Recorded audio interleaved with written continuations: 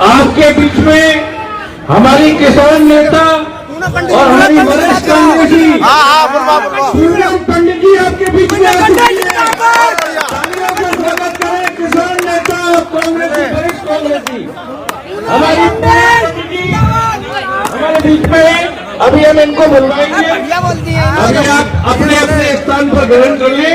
सम्मानित मंच और इस मंच को सजाने वाले हमारे विधायक जी प्रदीप माथुर जी और हमारे वरिष्ठ नेता माननीय प्रमोद तिवारी जी और जितने भी लोग इस सभा में और हमारी नारी शक्ति आई हुई है, मैं सभी को नमस्कार करती हूँ और राम राम करती हूँ। कैसे आप लोग? सब ठीक है? सबका देखिए, ये सभी को पता है कि देश में क्या हो रहा है और आपके क्षेत्र के विधायक हैं माथुर साहब, वो 4 बार के विधायक रहे हैं, तो ऐसे तो नहीं आपने चुना होगा, कुछ देख करके आपने उनको चुना होगा। सही कह रहे हो या गलत? सही बोल रहे हो ना? लेकिन हमारे हर विधानसभा को, हमारे हर प्रदेश को इस समय जरूरत है कि हम इतने विधायक बनाए। 403 विधानसभाओं पे उत्तर प्रदेश में चुनाव है, जिससे कि हमारे प्रदेश में लोकतंत्र को बचाया जा सके, हमारे देश में लोकतंत्र को और संविधान को बचाया जा सके। ये सभी को पता है बहुत अच्छे से कि इस समय वेंटिलेटर पे सांस ले रहा सिस्टम ले रहा है ना, और इसकी जीती जागती तस्वीरें पूरे भारत ने देखी। जब बीमारी का सिस्टम आया देखी थी, कितनी माँ गंगे ने बुलाया है, आज माँ जमुना जी ने नहीं बुलाया। मथुरा में पास में जमुना जी है ना, वहां बहुत ज्यादा समस्या है, कितने बाढ़ से लोग पीड़ित हो जाते हैं।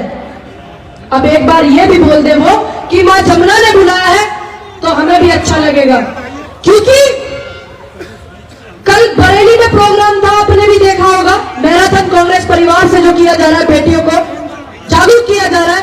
कल बरेली में मैराथन भी थी और कल बरेली में भारतीय जनता पार्टी का प्रोग्राम भी था, लेकिन प्रोटोकॉल वो सिर्फ कांग्रेस पे या विपक्ष पे ही लागू होते हैं, भारतीय जनता पार्टी पे नहीं, ऐसा उनका मानना है।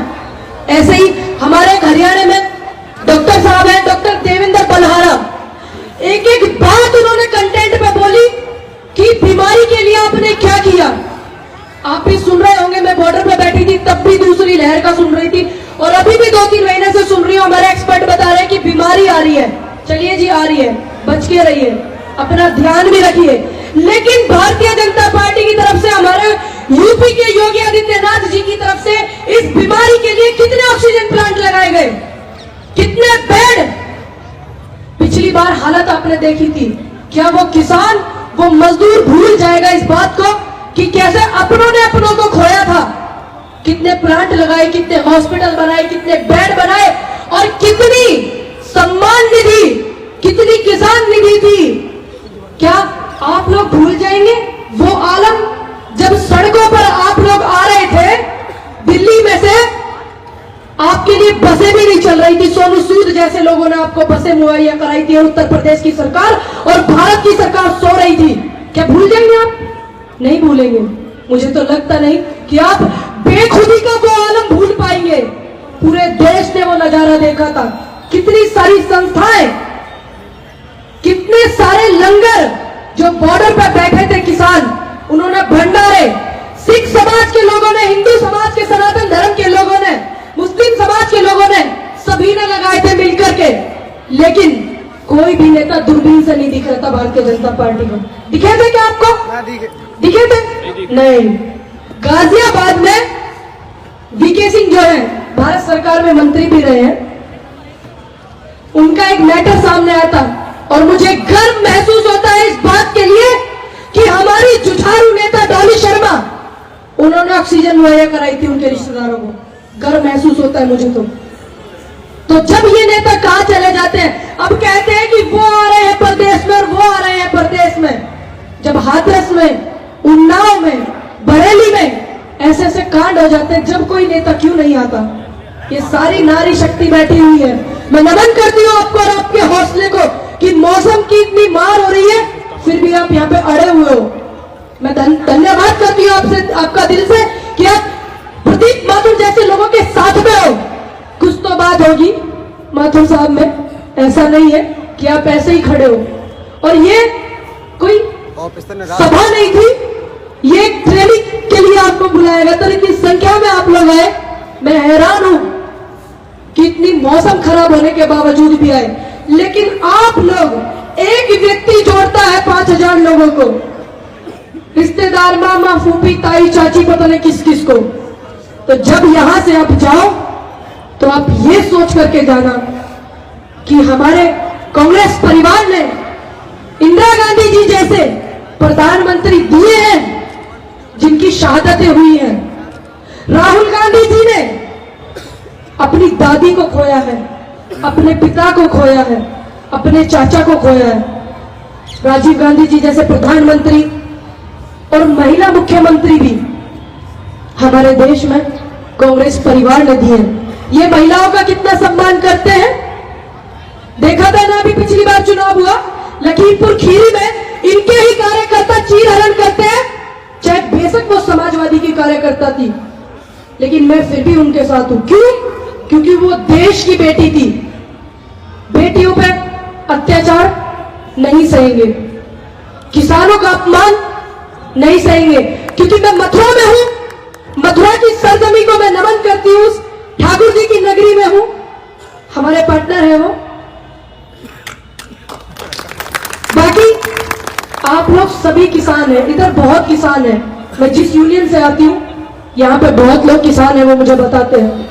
तो क्या आप उन शब्दों को भूल जाओगे कि आपको बड़े बड़े नेताओं ने, बड़े बड़े प्रवक्ताओं ने खालिस्तानी बोला था, पाकिस्तानी बोला था, आतंकवादी बोला था? क्या भूल जाओगे? हाथ उठा के बताइए, भूल जाओगे? कभी नहीं। कृषि प्रधान कहे जाने वाला जो देश है, इसमें किसानों का अपमान। 1947 में हमारा देश आजाद हुआ था, उसके बाद कितनी सरकारें आई, इनकी भी आई, ऐसा नहीं है इनकी नहीं आई, लेकिन आई समय समय पर थी। अब की बार भी ऐसे ही होगा। ढूंढे से ना मिलेंगे वो आलम बनाएंगे, आप हमें दिखाई न देंगे ऐसा नजारा बनाएंगे। कभी भी इतनी कट्टरता, बेटियों का अपमान, किसानों ने कितना कुछ हमारे देश के लिए किया और इन्होंने उसको आतंकवादी। क्या कभी किसी सरकार ने ऐसे किया? नहीं किया। लेकिन नहीं, गजब की बात देखो, 2 गुजराती बेच रहे हैं और 2 खरीद रहे हैं। ये सोचने वाली बात है कि 2 खरीदने के लिए लगाए और 2 बेचने के लिए लगाए। एक व्यक्ति आजकल महंगाई पे नहीं दिखता, एक वो महिला जिसको हम देखते थे कि हाथ जुझारू है, मजबूत नेता है, हमारी आवाज उठाएगी, बेटियों की आवाज उठाएगी, जो सिलेंडर लेकर बहुत संसद में बोलती थी, आजकल वो भी नहीं दिखती है। एक व्यक्ति ने आंदोलन किया था, हाय महंगाई महंगाई महंगाई, साइकिल पे चलना स्टार्ट किया था बाबा रामदेव जी ने। उन्होंने बड़ा अच्छा सिस्टम किया।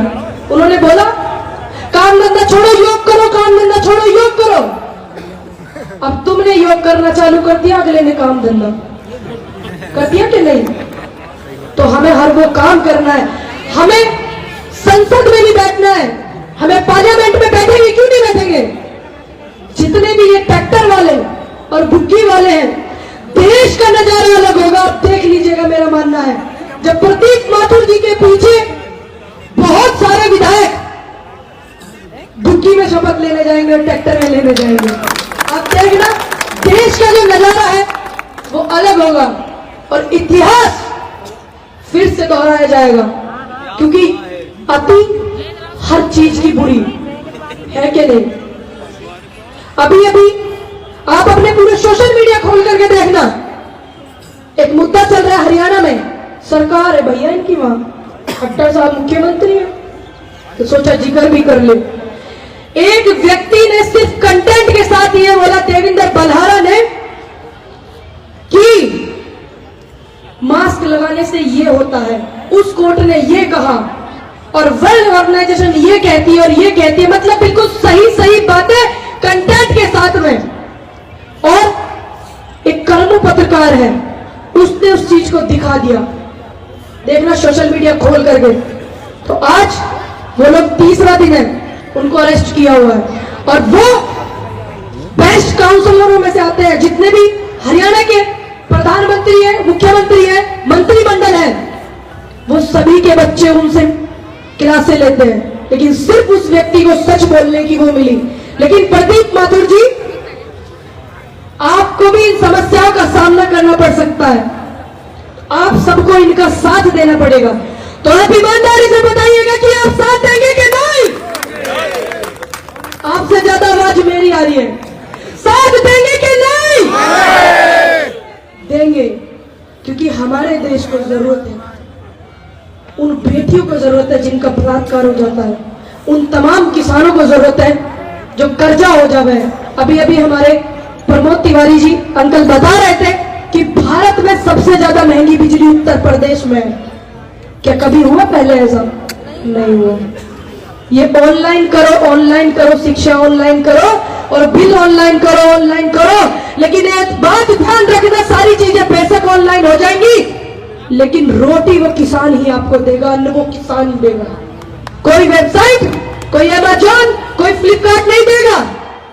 रोटी सिर्फ आपको अन्नदाता देगा। अगर फ्लिपकार्ट पे, अमेज़न पे, इन सब सिस्टमों पे भी रोटी जाएगी तो आप लोग उस अन्न को पैदा करोगे। ये सिस्टम नहीं करेंगे। तो इस समय हमें जरूरत है एक होने की।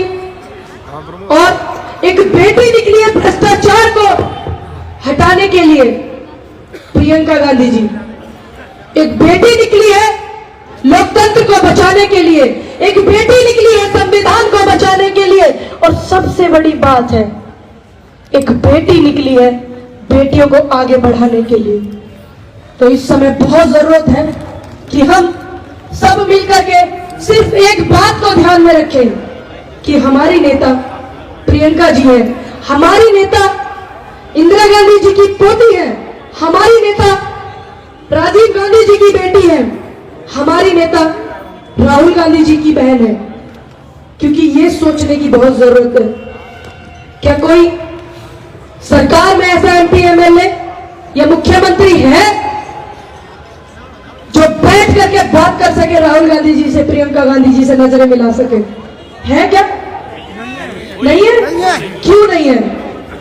क्योंकि सच से रूबरू होना हर किसी के औकात की बात नहीं है। क्योंकि हमारे वाले लोग जो है, कांग्रेसी जो है, झूठ झाठ नहीं बोल पाते। ये सच बात है कि हमारे नेता झूठ नहीं बोल पाते। और ये भी बात सच है कि ये लोग सच नहीं बोल पाते। तो ये कुपड़ों की लड़ाई है, देश को बचाने वालों की एक तरफ कुपड़ों की, देश को बेचने वालों की। तो हम सर्वोपरि मानते हैं भारत को। आप लोग मानते हो कि नहीं? भारत सर्वोपरि है कि नहीं? सबसे पहले राजधर्म है। हमें पूरे देश के बारे में सोच करके, पूरे देश के हित में सोच करके, इसीलिए कांग्रेस परिवार का साथ देना है। हमारे लिए सबसे पहले भारत है। मेरे हिसाब से सभी के लिए सबसे पहले भारत होगा। बिल्कुल है। और यहां पर जितनी भी मातृशक्ति आई हुई है, मुझसे काफी उम्र में बड़ी है, मेरी देवी तुल्य माता जी है, उस जमाने की भी बैठी हुई है यहाँ, जिस जमाने में इंदिरा जी को आपने सुना होगा गानों में। महिलाओं का जो आरक्षण था 33-35%, वो ला रही थी कांग्रेस, लेकिन ये महिला विरोधी पार्टी नहीं लेके आई। क्यों ये बात नहीं करते महिलाओं के आरक्षण की? क्यों ये बात नहीं करते युवा बेरोजगार है उसकी? क्यों ये बात नहीं करते किसान की आय दोगुनी करने की? अब तो नया साल भी आ गया है, अब कब होगी आय दोगुनी? जरा बताएं तो सरकार के लोग। लेकिन अगर आज आप नहीं बोलोगे, आज आप अपने हक की आवाज नहीं उठाओगे, तो कभी नहीं उठा पाओगे। ये भी आप सोच लेना। 2014 के बाद से यहां सभी धर्मों के लोग खड़े हैं, मैं देख रही हूं सामने चाचा भी खड़े हुए हैं, क्या 2014 के पहले कभी हिंदू मुस्लिम सिख ईसाई हुई? नहीं हुई, नहीं हुई ना। लेकिन 2014 के बाद का माहौल देखिए।